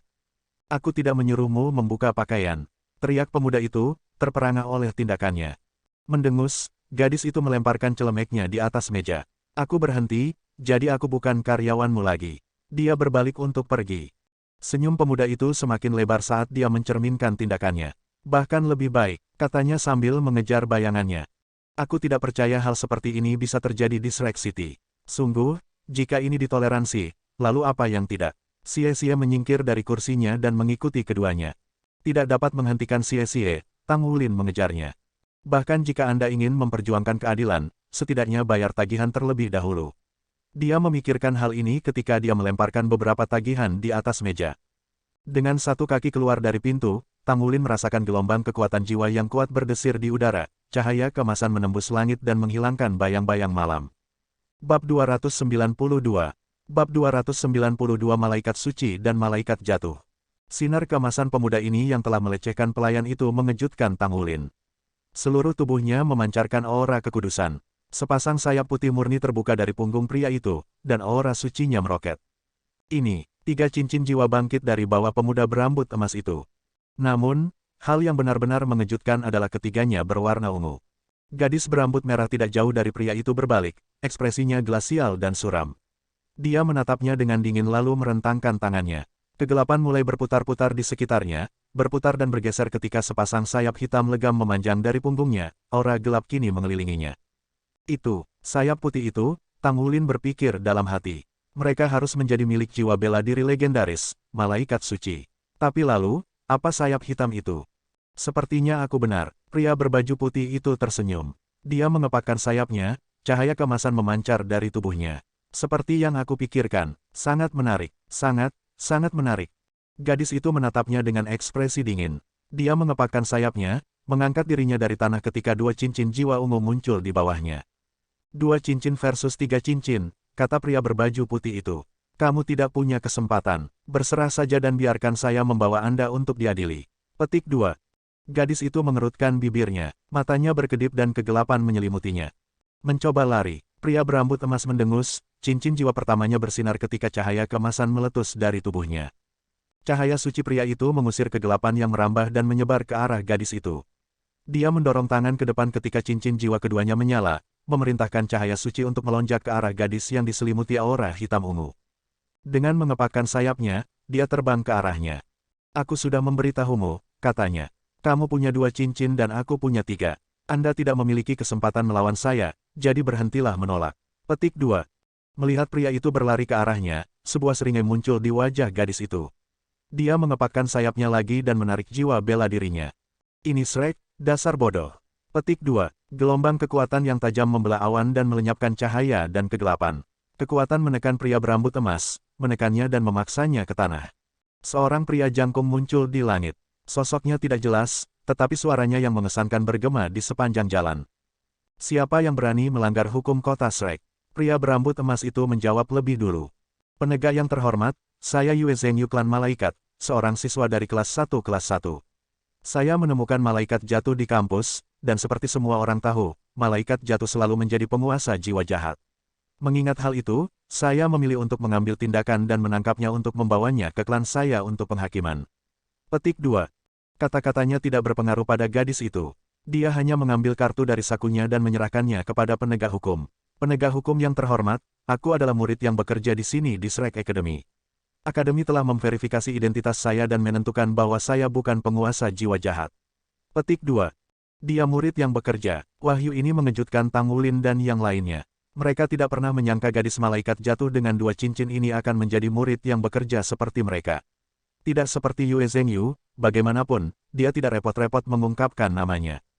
Kekuatan yang menarik kartu dari tangannya dan ke penegak. Setelah memeriksa kartu itu, dia menoleh ke Yue Zhengyu. Saya sudah mengkonfirmasi identitasnya sebagai siswa yang bekerja. Tidak mungkin baginya untuk menjadi guru jiwa jahat. Saya tidak akan menghukum Anda karena Anda pikir Anda sedang menangkap seorang guru roh jahat, tetapi lain kali Anda akan dihukum 2 kali lipat. Sekarang hancurkan. Petik 2. Sang penegak mengirim kartu itu kembali ke gadis itu lalu menghilang dengan kabur. Tang Wulin dan yang lainnya gemetar takjub. Sekarang ini kota Shrek. Di Shrek City, mereka tidak bisa melakukan apapun yang mereka inginkan atau melecehkan orang lain. Dengan melakukan itu, mereka akan memancing amarah para penegak hukum. Gadis itu mengambil kartunya kemudian menoleh ke Yue Zhengyu. Dia meninju, mengacungkan jempolnya ke atas, dan perlahan membalikkannya untuk menunjuk ke tanah. Kamu, mata Yue Zhengyu memerah karena amarah. Gadis itu mendengus dan pergi, sosoknya dengan cepat menghilang ke dalam kegelapan malam. Yue Zhengyu bergerak untuk mengejarnya, tetapi kepala pelayannya meraih lengannya. Jangan menyinggung martabat Shrek, Tuan Muda, kata kepala pelayan, menggelengkan kepalanya. Karena Shrek Academy telah mengkonfirmasi identitasnya, tidak ada gunanya mengejar masalah ini lebih jauh. Petik 2. Yue Zhengyu mendengus sebagai tanggapan. Jadi mereka mengatakan malaikat jatuh bukan master jiwa jahat. Sepertinya Shrek adalah Tuan Muda, seru kepala pelayan, buru-buru membungkamnya dengan riak kekuatan. Perhatikan apa yang kamu katakan. Yue Zhengyu menyerbu dengan marah. Meskipun lelucon ini akhirnya berakhir, Tang Wulin dan yang lainnya ingin melihatnya bermain lebih lama. Mereka mulai memahami betapa tidak normalnya Akademi Shrek. Tidak seorang pun dari mereka merasa lelah ketika mereka kembali ke asrama kumuh untuk siswa yang bekerja. Kapten, bukankah menurutmu ada rahasia aneh tentang siswa yang bekerja? Xie berbisik kepada Tang Wulin. Semua orang di ruang makan menjadi hormat ketika mereka mendengar kamu adalah seorang siswa yang bekerja. Mereka bahkan tampak sedikit takut pada Anda. Pria yang mengalahkanku selama ujian, dan bahkan gadis berambut merah dari sebelumnya, keduanya adalah siswa yang bekerja. Mungkin kita harus menyelidiki ini. Petik 2. Tang Wulin menggelengkan kepalanya. Kami baru di sini, jawabnya. Prioritas nomor 1 kami saat ini adalah membiasakan diri dengan Shrek Academy dan memahami kebiasaannya. Kami masih tidak signifikan di sini, jadi sebaiknya kita tidak mencari masalah. Kami dapat menyelidiki setelah kami menetap, tetapi saat ini kami tidak memiliki energi untuk cadangan untuk itu. Sisihkan rasa ingin tahu Anda untuk saat ini. Petik 2. Oke, Xie menjawab dengan murung lalu berbalik untuk melihat Su Xiaoyan. Mereka belum beristirahat karena tirai untuk memisahkan ruangan masih belum dipasang. Kenapa kamu jadi tukang gosip? Su Xiaoyan memutar matanya ke arahnya. Dan kamu menyebut dirimu seorang pria. Gu Yue berdiri dan menggantung tirai, membelah ruangan menjadi 2 bagian, dan mereka berempat mulai bermeditasi. Meskipun dia telah menghentikan Xie dari memasukkan hidungnya ke masalah ini, Tang Wulin merasa gelisah. Dia telah mendengar tentang malaikat dan jiwa malaikat jatuh dalam legenda sebelumnya. Bagi gadis berambut merah untuk berhadapan dengan pria berambut emas di tanah datar, jiwa bela dirinya pasti sama kuatnya dengan miliknya. Lalu ada masalah tuan jiwa jahat. Dia tidak tahu siapa mereka, tetapi menilai dari nama mereka, mereka jelas bukan berita baik. Pria muda itu tidak akan menganiaya gadis itu jika mereka melakukannya. Dunia master jiwa bahkan lebih menakjubkan dari yang saya kira. Saya ingin tahu apakah Guru Wu akan terus mengajar kita ketika kita memulai kelas besok. Malam berlalu tanpa bicara. Ketika pagi tiba, Tang Wulin dan Su Xiaoyan bangun pagi-pagi untuk menumbuhkan mata iblis ungu mereka bersama-sama. Setelah mandi, mereka menghadapi masalah pertama mereka hari itu, sarapan. Sebagai siswa yang bekerja, pesanan bisnis pertama mereka di pagi hari adalah pergi ke gedung administrasi untuk menerima pekerjaan mereka pada hari itu. Untungnya bagi Tang Wulin, dia masih memiliki roti kukus hitam dan bisa makan cukup untuk pasang sampai makan siang. Ketika mereka tiba di gedung administrasi, mereka bertemu dengan seorang siswa nomor 2. Menjadi siswa yang bekerja sendiri, itu wajar baginya untuk datang ke sini di pagi hari juga. Mereka kemudian pergi ke administrator yang berkata, "Kalian berempat, terus bersihkan Spirit Ice Plaza hari ini. Anda melakukannya dengan baik kemarin. Terus bekerja keras hari ini." Petik 2. Jadi Tang Wulin dan yang lainnya memiliki pekerjaan mereka untuk hari itu. Bab 293. Bab 293 Kepala Sekolah Outer Court. Tang Wulin tidak bisa membantu tetapi bertanya, "Guru, selain membersihkan alun-alun, bisakah kita menerima pekerjaan lain?" "Kamu ingin lebih?" Terkejut, guru administrasi mendongak dari surat-suratnya dan menatap Tang Wulin dengan rasa ingin tahu. Akan lebih normal bagi siswa yang bekerja untuk tidak terbiasa melakukan pekerjaan. Ya, Tang Wulin membuat wajah pahit. Tanpa poin kontribusi, dia tidak bisa makan. Dia juga tidak bisa keluar untuk membeli makanan. Ketika dia membayar tagihan di toko minuman pada malam sebelumnya, jumlah itu hampir memberinya serangan jantung. Segalanya jauh lebih mahal di kota Shrek, dan dia tidak sanggup berpisah dengan uangnya yang paling dicintai. "Baiklah, kamu bisa." Administrator memberinya layar jiwa. Petik 2 titik. "Lihat daftar ini dan pilih sendiri." Petik 2. Su Xiaoyan, Gu Yue, dan Xie Xie mengintip ke layar melewati bahu Tang Wulin. Pada saat itu, seorang pemuda masuk dan pergi ke administrator. "Guru, saya sudah menyelesaikan pekerjaan saya." Rencana desain sudah selesai. Itu cukup cepat." Yuanen, efisiensinya meningkat. Guru administrasi mengambil kartunya dan menambahkan poin kontribusi. "Ayo ambil pekerjaan lain." Jadi namanya adalah Yuanen. Tang Wulin meliriknya. Penampilan luar orang ini benar-benar terlalu sederhana untuk kekuatannya. Dia tidak memiliki sifat yang mencolok dan tampak rata-rata. Yuanen dengan cepat memilih pekerjaan dan pergi tanpa bicara. Sepanjang waktu, dia hanya memberi Tang Wulin dan yang lainnya anggukan tanda terima kasih. Bahkan kemudian, Tang Wulin percaya bahwa salam kecil ini hanya karena mereka adalah mahasiswa yang bekerja. "Aku akan mengambil yang ini." Tang Wulin menunjuk ke pekerjaan kilang kelas 1. Guru administrasi menatapnya dengan heran. "Apakah kamu yakin? Poin Anda akan dikurangi jika Anda gagal dan Anda akan dikeluarkan jika Anda tidak memiliki cukup poin untuk membayar studi Anda. Sebagai siswa yang bekerja, kalian berempat harus membayar 300 poin kontribusi sebulan sebagai biaya kuliah." Petik 2. Tang Wulin tersenyum pahit. "Guru, saya yakin." Tang Wulin terkejut ketika, saat menelusuri daftar pekerjaan, dia menemukan ada ribuan tugas pemurnian seperti Issea City. Setelah memikirkannya lagi, Tang Wulin menyadari alasannya. Akademi Shrek tidak dapat dibandingkan dengan tempat lain, tidak ada satupun siswanya yang bertujuan untuk menjadi pilot Misha. Tidak, mereka berjuang untuk menjadi tuan baju perang. Ribuan logam olahan adalah dasar dari baju perang satu kata. Meskipun Akademi Shrek memiliki persyaratan ketat untuk menerima siswa, lapangan luar masih memiliki lebih dari 1.000 siswa. Dia tidak mengerti bagaimana pelataran luar bekerja, tetapi dengan populasi besar calon-calon tempur lapis baja ini, ribuan logam olahan pasti akan diminati. Hanya pekerjaan kelas 1.000 kilang saja bernilai 1.000 poin. Pandai besi peringkat 4 rata-rata tidak bisa menghasilkan 1.000 produk olahan kelas 1 dengan keberhasilan mutlak, tapi itu berjalan-jalan di taman untuk Tang Wulin. Tapi sekarang dia pandai besi peringkat kelima. Sementara dia baru saja melangkah ke peringkat dan tidak bisa semangat memperbaiki lagi saat ini, dia masih melanggar itu. Ini, ditambah dengan semua 1.000 praktik penyulingannya, berarti tingkat keberhasilan penyulingannya yang kelas 1 hampir 100%. Menyelesaikan pekerjaan seperti itu tidak mudah baginya. Jika bukan karena takut menarik terlalu banyak perhatian pada dirinya sendiri, Tang Wulin akan menerima beberapa ribu pekerjaan pemurnian lagi. Namun, sebagai pendatang baru, lebih baik tidak mengganggu ketenangan. "Guru, di mana saya bisa membeli beberapa logam dan menempa?" tanya Tang Wulin. Secara alami, dia membutuhkan meja tempa untuk melakukan pekerjaannya. Guru administrasi melambai dengan acuh. "Tunggu saja sampai setelah upacara pembukaan." Kamu bisa bertanya pada gurumu. Petik 2. Oh, baik. Setelah meninggalkan gedung administrasi, Xie menyelinap ke sisi Tang Wulin. Jadi orang itu bernama Yuanen. Tang Wulin menoleh ke Xie. Apa? Apakah kamu masih menyimpan dendam? Saya tidak berpikir Anda bisa mengalahkannya seperti sekarang. Selain itu, saya pikir kita telah salah mengerti sesuatu. Siswa kelas 2 di sini tidak lebih tua dari kami dalam 1 tahun, tetapi 3 tahun. Petik 2. Kami tidak tahu itu dengan pasti, balas Xie. Shrek Academy menerima siapapun yang berusia 15 tahun ke bawah. Kami berusia 13 tahun dan diterima, jadi mungkin dia diterima pada usia yang bahkan lebih muda dari kami. Kita tidak bisa hanya dengan asumsi usianya. Ngomong-ngomong, kami akan mengandalkanmu mulai sekarang, Kapten. Nada suaranya tiba-tiba menjadi tersanjung. Tang Wulin tidak memilikinya. Baik, Anda dapat membeli poin kontribusi saya untuk mendapatkan uang. Saya baik-baik saja dengan itu. Petik 2. Xie memelototinya. Bos, kamu tidak banyak uang yang merajutkan. Tang Wulin mengangguk dengan sungguh-sungguh. Ya, aku benar-benar banyak. Apakah Anda baru menyadarinya hari ini? Saya seorang penggila uang super, jadi jangan berpikir untuk menyentuh uang saya. Kemandirian adalah salah satu tradisi Tang Sekte, kau tahu. Petik 2. Xie merengut. Kamu terlalu tak berperasaan. Tang Wulin menepuk bahu Xie. Jika Anda ingin mendapatkan poin kontribusi lebih banyak, maka bekerja keras untuk meningkatkan profesi kedua Anda. Uang akan mengalir secara alami jika Anda melakukannya. Selain itu, saya pikir poin kami tidak hanya digunakan untuk makanan dan biaya kuliah.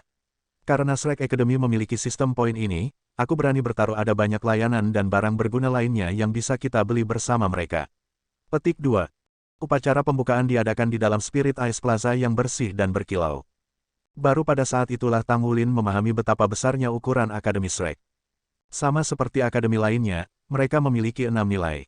Setiap kelas memiliki sekitar 100 siswa yang memberi atau menerima 10 atau 20, dan bersama-sama mereka berjumlah sedikit lebih dari 700 siswa. Setelah diamati dengan cermat, Tang Wulin menemukan bahwa kelompok siswa tertua tampaknya berusia 30-an.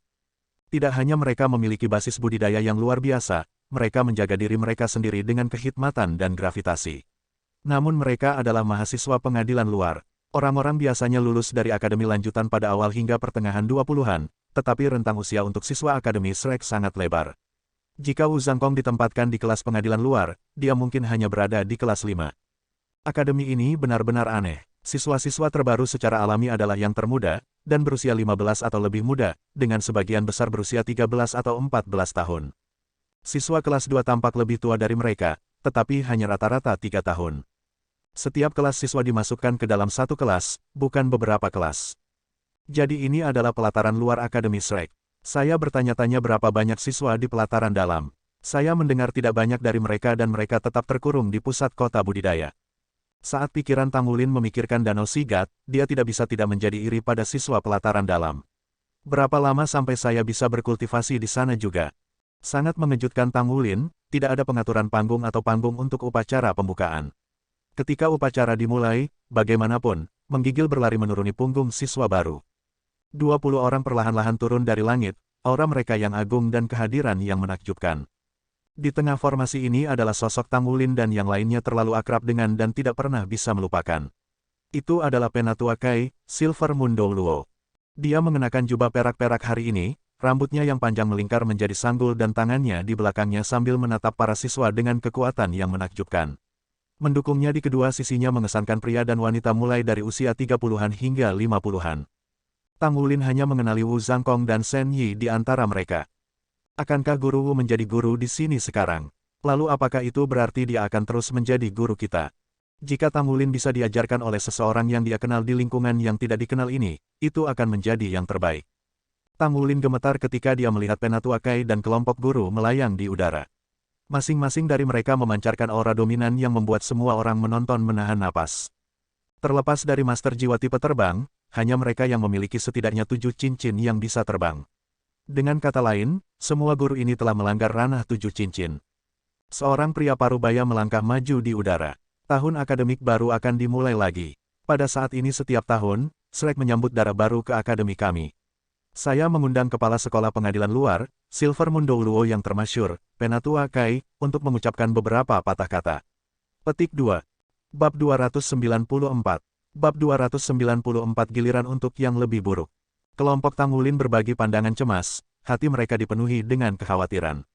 Di masa lalu, Penatua Kai telah menyatakan bahwa mereka perlu menjadi tuan baju perang sebelum usia 20 untuk memasuki pelataran dalam.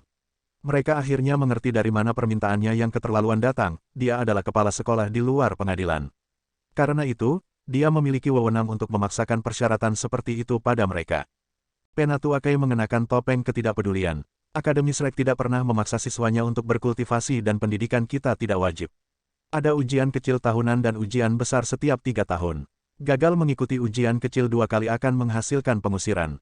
Jadi, jumlah siswa di setiap kelas akan menurun dalam 3 tahun ke depan. Bagi mereka yang duduk di kelas 6 yang belum memenuhi persyaratan kelulusan, saya harap Anda semua akan bekerja keras dan memenuhinya sebelum Anda berusia 35. Sedangkan untuk siswa baru kami, Anda memiliki pilihan untuk bersantai dan bersantai, tetapi Anda mungkin tidak akan berada di sini dalam 3 tahun. Tentu saja, Shrek Academy tidak akan menahan diri dalam pendidikanmu. Anda dapat meminta bimbingan dari guru Anda dan memanfaatkan berbagai fasilitas di kampus. Secara alami, Anda harus bertukar poin kontribusi untuk menggunakannya. Anda siswa baru akan segera menyadari pentingnya poin kontribusi. Sekarang, pada malam tahun akademik baru, mari kita rayakan generasi kehormatan dan kemuliaan Shrek, dan bagi banyak generasi keagungan lainnya. Tetapi apakah Anda akan menjadi bagian dari kemuliaan atau ditinggalkan di sela-sela di masa depan akan terserah Anda. Petik 2. Itu dia, bukankah pidatonya terlalu pendek, dan di sini Tang Wulin mengira upacara pembukaan di Akademi Issea berlangsung singkat. Tidak pernah terlintas dalam pikirannya Shrek Academy akan membuat catatan waktu. Meski begitu, dia belajar banyak hal baru dari ceramah Penatua Kai. Sistem eliminasi Shrek Academy mencapai ketenarannya. Siapapun yang ingin lulus dari Shrek harus memasukkan darah, keringat, dan air mata, maju selangkah demi selangkah sampai hari mereka berdiri di puncak dunia. Saya harus bekerja keras. Tang Wulin tanpa sadar mengepalkan tinjunya. Dengan berakhirnya upacara, para guru di udara berpisah, masing-masing menuju ke kelas masing-masing. Mata Tang Wulin dan teman-temannya berkilauan ketika mereka melihat Wu Zhangkong dan Shen Yi terbang ke arah mereka. Jadi Guru Wu dan Guru Shen adalah guru kita, tunggu, apa? Kenapa dia terbang ke sini juga? Senyum mereka menegang. Seseorang yang mereka tidak pernah ingin berinteraksi lagi melonjak menembus langit ke arah 4. Bibirnya melengkung membentuk senyum mengejek ketika dia mengunci matanya. Tidak mungkin, tidak mungkin, tidak mungkin, namun tidak ada yang bisa mereka lakukan untuk menghentikannya. Aku akan secara pribadi mengelola kelas baru tahun ini. Di sebelah saya ada asisten guru saya, Guru Shen Yi dan Guru Wu Zhangkong. Sekarang ke ruang kelas. Petik 2. Saat kata-kata ini meninggalkan mulut Penatua Kai, mata Tang Wulin melebar, rahan Xie jatuh, Su Xiaoyan tersentak, dan bibir Gu Yue mulai bergetar. Apa ini? Mereka tidak pernah mengharapkan Penatua Kai melakukan hal seperti itu. Seberapa jauh dia akan mengganggu kita? Seberapa besar dia membenci kita? Setelah Penatua Kai selesai berbicara, dia terbang menuju gedung sekolah, memimpin jalan menuju sisa kelas. Tidak diketahui Tang Wulin dan yang lainnya, bibir Penatua Kai melengkung menjadi senyuman licik, matanya berkilauan puas. Ada alasan dia tidak kehilangan tidur atas penolakan Gu Yue. Sebagai kepala sekolah pelataran luar, dia memegangnya di telapak tangannya sejak dia menghentikan mereka memasuki pelataran dalam. Itulah sebabnya dia menetapkan bahwa mereka harus menjadi tuan baju perang sebelum usia 20 hanya untuk memasuki pelataran dalam. Zuozi bahkan tidak bisa menentang kata-katanya dalam kasus ini. Pembagian kerja antara para penatua di Paviliun Dewa Laut itu jelas dan absolut, dan pelataran luar adalah yurisdiksi Penatua Kai. Skemanya licik dan pandangan ke depannya sangat dalam. Tang Wulin mengeluh. Dibandingkan dengan veteran ini, mereka adalah pemula yang paling naif. 3 guru mendarat lebih jauh ke depan, meninggalkan para siswa untuk bergegas mengejar mereka. Mungkin Tang Wulin dan yang lainnya terdegradasi ke belakang sidang karena status siswa bekerja, meskipun pada awalnya mereka berada di garis depan. Gedung sekolah terasa berbeda dari apa yang terjadi selama ujian. Meskipun keempat merasa tertekan dari kehadiran Penatua Kai, karena mereka sekarang adalah siswa Akademi Shrek dan instruktur mereka sebelumnya, Wu Zhangkong, masih akan mengajar mereka, situasi mereka tidak bisa terlalu buruk. Mereka memasuki ruang kelas pengadilan luar untuk kelas 1, yang berada di lantai pertama. Itu adalah teater kuliah yang cukup besar untuk menampung 300 orang. Penatua Kai naik ke peron dan berdiri di belakang mimbar. Di samping, Shen Yi berkata, "Siswa, silakan duduk sesuai dengan apa yang saya umumkan." Tang Wulin, baris 1 kursi 1. Petik 2. Baris 1 kursi 1. Saya yang pertama dipanggil. Tang Wulin menekan keterkejutannya saat dia bergegas ke kursinya. Baris 1 kursi 1 tidak di tepi kiri, atau kanan, tetapi tengah mati. Gu Yue, baris 1, kursi 2. Kursi ini di sebelah kanan Tang Wulin. Xie Xie, baris 1, kursi 3. Dan ini ada di sebelah kiri Tang Wulin. Su Xiaoyan, baris 1, kursi 4. Dia duduk di sebelah sisi lain Gu Yue. Kursi mereka paling dekat dengan podium, tidak lebih dari 5 meter. Mereka praktis berada dalam jangkauan lengan podium dan dalam pandangan penuh siapapun yang berdiri di sana. Masing-masing dari mereka menarik wajah aneh begitu mereka duduk. Awan gelap menyelimuti Xie Xie, dan Su Xiaoyan pucat seperti hantu. Di sisi lain, Gu Yue tampaknya menangani dirinya lebih baik, mempertahankan kemiripan dengan hanya alisnya yang berkerut. Mereka semua tahu Penatuakai telah mengatur agar mereka duduk di tempat ini. Karena mereka telah menyinggung kepala instruktur sebelum sekolah dimulai, akan ada hari-hari sulit di toko bagi mereka. Xie Xie menatap Tang Wulin, seolah meminta tindakan selanjutnya. Tang Wulin memberinya anggukan ringan, mengakui kekhawatirannya tetapi menegaskan kurangnya kontrol mereka atas situasi tersebut. Selain menunggu untuk melihat rencananya terungkap, tidak ada lagi yang bisa mereka lakukan. Dengan semua siswa yang duduk, teater kuliah hanya sepertiga penuh. Penatuakai, seharusnya ada 101 siswa di kelas baru tahun ini, dan aku sudah menghitung 101 siswa. Semua orang hadir, lapor Shen Yi. Penatuakai tidak memedulikan Tang Wulin dan teman-temannya, dengan acuh tak acuh berkata, saya percaya Anda semua telah mendengar apa yang saya katakan pada upacara pembukaan, jadi saya tidak akan mengulangi semua itu. Di sini, di Shrek Academy, guru Anda akan menunjukkan pintu, tetapi terserah Anda untuk melewatinya. Keberhasilan Anda di sini tergantung pada upaya Anda sendiri. Yah, itu sudah cukup. Hari ini Anda akan membiasakan diri dengan hal-hal yang dilakukan di sini. Guru Shen akan menjelaskan aturan dan gaya pendidikan sebentar lagi. Guru Shen, jika Anda mau. Petik 2. Penatuakai segera pergi setelah menyelesaikan pidatonya. Namun, sebelum dia keluar dari pintu ruang kuliah, dia melirik kelompok Tang Wulin. Mereka berempat menghela napas lega secara kolektif begitu dia pergi. Tanpa ragu, itu lebih baik bagi mereka jika dia tidak hadir. Bahkan, akan lebih baik jika dia tidak mengelola kelas siswa baru. Bab 295. Bab 295 Tekanan Shrek. Sejak Penatuakai meninggalkan aula ceramah, Shen Yi menggantikannya di podium dan mengarahkan pandangannya ke semua siswa. Atas nama Shrek Academy, saya menyambut Anda. Semua yang ingin saya katakan menyangkut studi masa depan Anda, jadi perhatikan. Penting bagi siswa baru seperti Anda untuk mengetahui hal-hal ini, dan saya tidak akan mengulangi sendiri. Kalian semua sekarang adalah anggota Akademi Shrek. Apapun yang Anda lakukan di dunia luar mewakili Akademi Shrek. Jika kamu melangkahi batasanmu, Akademi akan menghukummu. Hukuman akan sama sekali tidak terkait dengan apapun yang diputuskan oleh federasi. Petik 2. Suaranya menjadi suram ketika beberapa kata terakhir keluar dari mulutnya. Shrek Academy, dan selanjutnya, Shrek City, adalah organisasi independen yang kuat di benua Douluo. Hukum dan hukuman ditentukan semata-mata atas kebijakan Shrek. Federasi tidak punya yurisdiksi atasnya. Anda masing-masing memiliki kartu identitas siswa dengan informasi dan poin kontribusi Anda yang tersimpan di dalamnya. Saya yakin Anda semua penasaran tentang apa yang dapat Anda gunakan untuk poin kontribusi. Sederhananya, mereka dapat digunakan untuk apapun di pelataran luar. Anda dapat menukarnya dengan sumber daya kultivasi, jiwa roh, waktu di fasilitas khusus di kampus, bimbingan pribadi dari seorang guru, dan pintu masuk ke platform kenaikan roh. Siswa yang bekerja, khususnya, membutuhkan mereka untuk membeli makanan. Dengan alasan, Anda dapat menukarnya dengan apapun dan semua yang Anda inginkan. Kamu semua mungkin penasaran bagaimana kamu bisa mendapatkan lebih banyak poin. Biarkan saya menyingkirkan ini dulu, Anda tidak dapat membeli poin kontribusi dengan uang. Anda harus menyelesaikan pekerjaan untuk akademi untuk mendapatkan poin kontribusi. Ada banyak pekerjaan untuk Anda pilih. Misalnya, Anda memiliki pekerjaan fisik, penempaan logam, desain mecha, pembuatan mecha, pemeliharaan mecha, dan sebagainya. Selama Anda dapat menyelesaikan pekerjaan, Anda akan diberikan poin kontribusi. Mereka juga dapat ditransfer antar siswa. Transaksi pribadi tidak akan menerima perlindungan akademi, tetapi Anda dapat memilih untuk melakukan transaksi tersebut melalui platform publik akademi dengan biaya kecil. Poin akan valid selama Shrek Academy masih berdiri, dan apa yang Anda habiskan untuk mereka adalah terserah Anda. Tentu saja, jika Anda dikeluarkan, Anda akan diberi kesempatan untuk menghabiskan semua poin Anda sebelum dipaksa untuk pergi. Kelas hanya diadakan di pagi hari. Anda bebas melakukan apapun yang Anda inginkan di sore dan malam hari. Anda dapat belajar di kampus dengan cara apapun yang Anda inginkan atau bahkan pergi ke kota. Apapun baik-baik saja selama Anda tidak melewatkan kelas pagi Anda. Terlepas dari keadaan khusus dan persetujuan seorang guru, keterlambatan tidak akan dimaafkan. Contoh di mana Anda terlambat ke kelas akan dianggap absen. Siapapun yang absen 3 kali akan menghadapi pengusiran. Melanjutkan, kamu tidak diperbolehkan membawa apapun yang dibeli dengan uang federasi ke kampus. Siapapun yang ketahuan melakukannya akan didenda poin kontribusi 10 kali lipat dari harga barang. Anda dapat mencoba keberuntungan Anda dalam menyelundupkan barang-barang, tetapi saya tidak akan menyarankannya.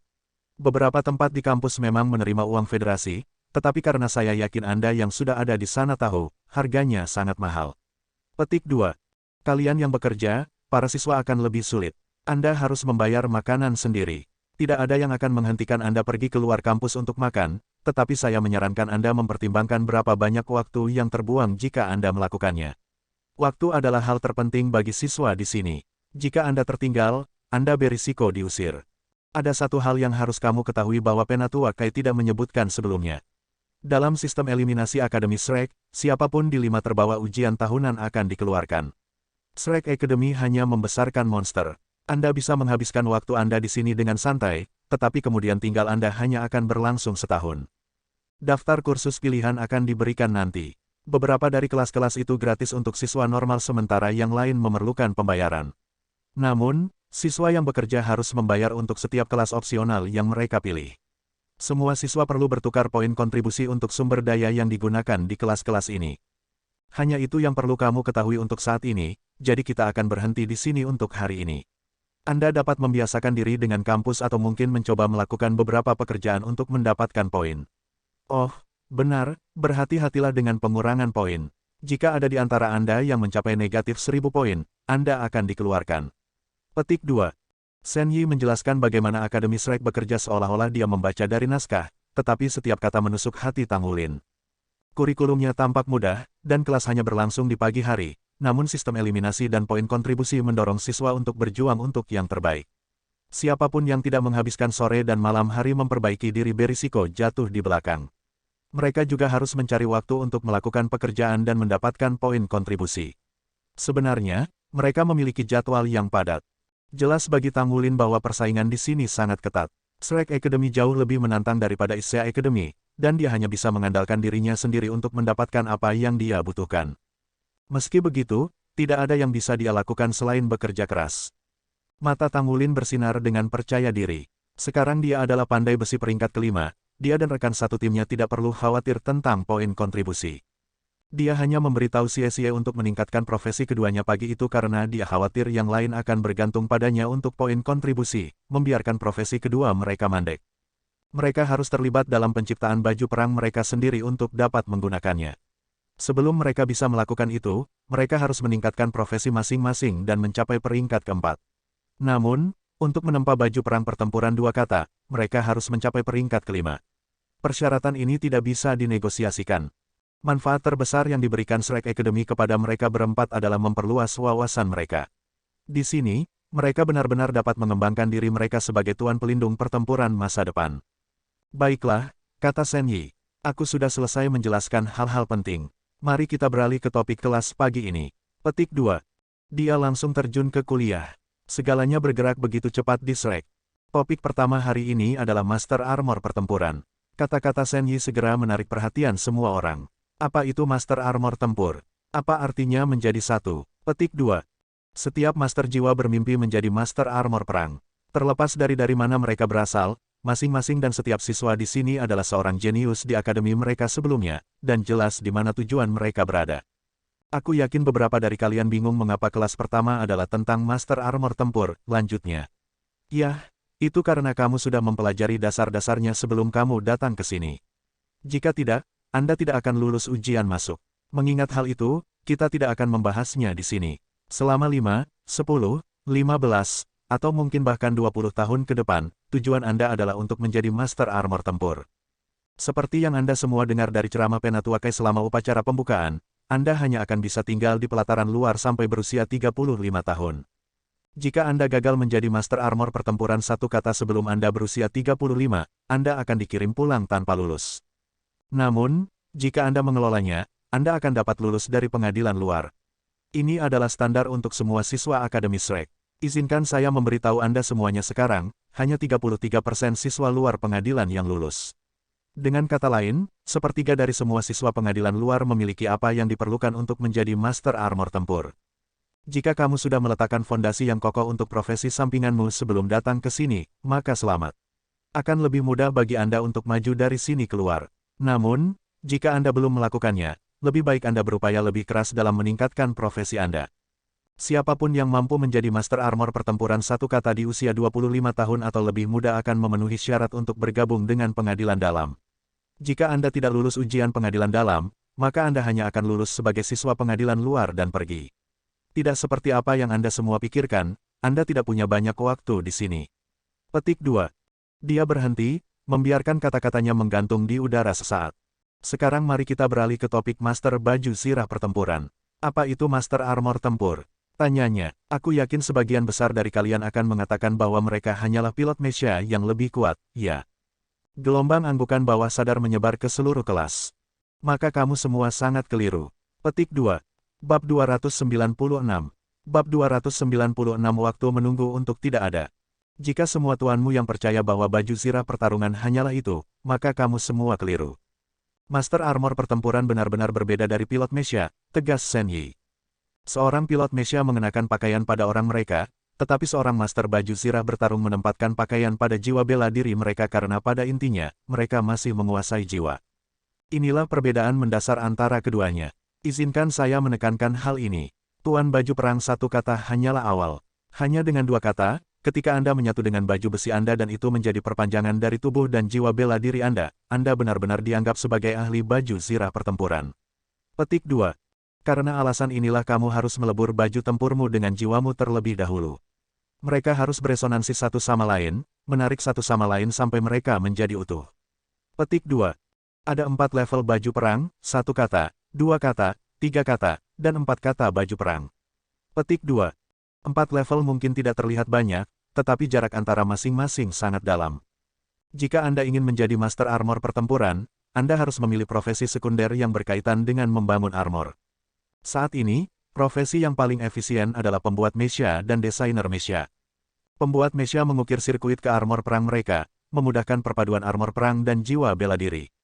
Desainer membuat baju perang yang sempurna melengkapi jiwa bela diri mereka karena Anda tahu diri Anda lebih baik daripada siapapun. Saya sarankan Anda semua memilih salah satu dari dua ini.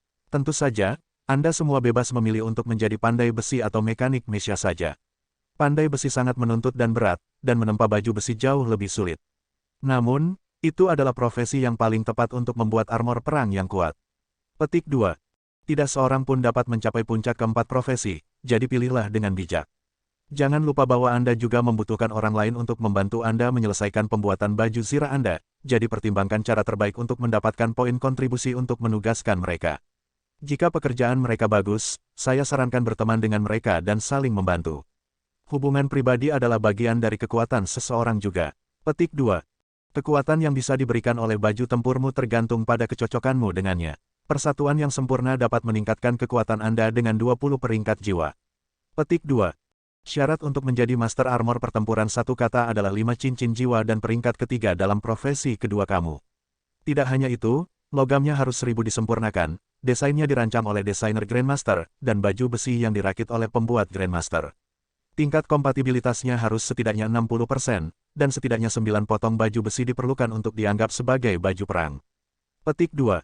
Tang Wulin, Xie Xie, Gu Yue, dan Su Xiaoyan dengan penuh perhatian mendengarkan penjelasan panjang Shen Yi, tidak berani ketinggalan satu kata pun tentang bagaimana menjadi Master Armor Tempur. Tang Wulin juga menyadari pada saat itu betapa lebih banyak yang diminta Penatua Kai dari mereka daripada siswa normal. Siswa normal harus menjadi Master Baju Perang pada usia 25 tahun, tetapi Tang Wulin dan anggota timnya hanya diberikan sampai mereka berusia 20 tahun. Perbedaan 5 tahun itu sangat besar. Mencapai peringkat 50 jiwa cukup menantang. Mereka perlu meningkatkan 20 peringkat jiwa dalam 6 tahun. Fakta bahwa penanaman kekuatan jiwa melambat dengan perkembangan hanya memperburuk keadaan. Namun terlepas dari itu, mereka juga harus maju dalam profesi sekunder mereka sehingga mereka benar-benar bisa membuat baju perang. Mereka benar-benar memiliki pekerjaan yang cocok untuk mereka. Tetapi waktu tidak menunggu siapapun. Tang Wulin meratap dalam hati. Dia tidak bisa menyia-nyiakan satu detik pun dari hidupnya selama 6 tahun ke depan. Kelas pagi tidak memiliki istirahat di antara keduanya, hanya satu ceramah demi satu. Setelah kelas selesai, Tang Wulin merenungkan penjelasan Shen Yi tentang baju perang sementara mereka berjalan menuju ruang makan. Kapten, apa yang akan kamu makan? Xie bertanya. Hah, bentak Tang Wulin dari lamunannya, terkejut mendapati mereka sudah berada di ruang makan. Aroma makanan yang menggoda menyerang indranya dan perutnya langsung menggeram. Lapar membanjiri pikirannya. Pada saat inilah Tang Wulin menghadapi krisis terbesarnya hari itu, makan siang. Dia hanya memiliki 100 poin kontribusi, dan itu tidak cukup dekat untuk mengisinya. Terlepas dari segunung makanan yang dia makan sehari sebelumnya, makannya sama besar hari ini. Bahkan roti kukus hitam sisa yang dia punya untuk sarapan hanya bisa membuatnya untuk sementara waktu dan menyelamatkannya beberapa poin. 100 poin sudah cukup untuk memberi makan 20 orang, tetapi dia bisa makan lebih dari 20. Mengingat pekerjaan pandai besi yang diterimanya, Tang Wulin berkata, kalian pergi makan dulu. Saya akan memikirkan sesuatu untuk diri saya sendiri. Petik 2. Kemudian dia berbalik dan berjalan menuju pintu ruang makan, secara internal membuat beberapa perhitungan. Begitu dia menyelesaikannya, dia akan memiliki poin yang diperlukan untuk dimakan. Teman-temannya menoleh untuk saling memandang. Di mana kapten pergi? Xie bertanya dengan ragu. Mengapa saya merasa seperti dia merencanakan sesuatu? Gumam Su Xiaoyan. Yah, mari kita makan dulu. Petik 2. Berdiri di sebelah pintu, Tang Wulin mengambil papan dari perangkat penyimpanannya, menulis beberapa kata, lalu memegangnya di depan dirinya sendiri. Pandai besi peringkat keempat mampu ribu penyulingan kelas 1. Saya kekurangan poin, jadi saya akan memperdagangkan ribuan kilang kelas 1 untuk makanan seharga 1 tahun. Siapapun yang tertarik, silakan mentraktir saya makan. Xie, yang sedang berjalan untuk melihat apa yang sedang dilakukan Tang Wulin, melesat kembali saat dia membaca papan tulis. Bos benar-benar rela melakukan apa saja demi makanan. Tapi bukankah ini agak terlalu memalukan? Kenapa dia menjual tubuhnya kepada semua orang? Petik 2. Su Xiaoyan terkikik. Kapten tidak peduli apapun selama dia bisa makan. Ayo cepat makan siang lalu pergi. Selain itu, setelah penampilannya kemarin, saya tidak berpikir ada orang yang akan menerima tawarannya. Bayangkan biaya untuk memberinya makan selama setahun. Itu akan jauh lebih mahal daripada semua 1000 pemurnian kelas 1. Sebulan mungkin bekerja, tetapi perut kapten hanyalah lubang tanpa dasar. Petik 2. Menyaksikan Tang Wulin mengiklankan dirinya di pintu, Gu Yue mengerutkan kening. Dia menundukkan kepalanya dan makan dengan semangat baru, pikirannya tampaknya sibuk. Aliran orang tanpa akhir melewati pintu saat makan siang ini. Banyak dari mereka memperhatikan Tang Wulin, tetapi tidak seorang pun menunjukkan minat. Tang Wulin telah memilih untuk bertindak sederhana dan menghilangkan fakta bahwa dia adalah pandai besi peringkat kelima. Namun, mengingat usianya dan bagaimana ia tampak tidak lebih dari 15 tahun, tidak ada yang akan percaya padanya. Hampir tidak pernah terdengar ada pandai besi tingkat 4 muda. Di Shrek Academy, desainer atau pembuat mecha sama umum dengan awan. Di sisi lain, pandai besi jarang seperti bulu phoenix dan tanduk unicorn. Seperti yang dikatakan Shen Yi, sulit untuk menjadi pandai besi, dan bahkan lebih sulit untuk naik pangkat. Yang paling penting, pandai besi membutuhkan waktu lebih lama untuk maju melalui 3 peringkat pertama dibandingkan dengan desainer dan pembuat. Begitu para desainer dan pembuat mecha mencapai kekuatan jiwa dalam jumlah tertentu, pertumbuhan mereka hanya bergantung pada pemahaman mereka. Tentu saja, maju melewati peringkat ketiga menjadi lebih sulit secara eksponensial. Blacksmithing adalah cerita lain, memahami logam itu tidak cukup. Tidak, seorang pandai besi harus terus membangun diri mereka ke tingkat berikutnya. Mereka perlu memegang palu mereka setiap hari, mengabdikan hati dan jiwa mereka untuk kerajinan itu. Dengan kekuatan surgawi bawaan dan tingkat pemahaman, Tang Wulin adalah pandai besi yang berbakat secara alami. Dia mulai menempa pada usia 6 tahun. Sekarang, 7 tahun kemudian, dia secara kebetulan dapat memanfaatkan kekuatan Raja Naga Emas untuk dimurnikan pada usia 13 tahun. Prestasi ini belum pernah terjadi sebelumnya dalam semua sejarah.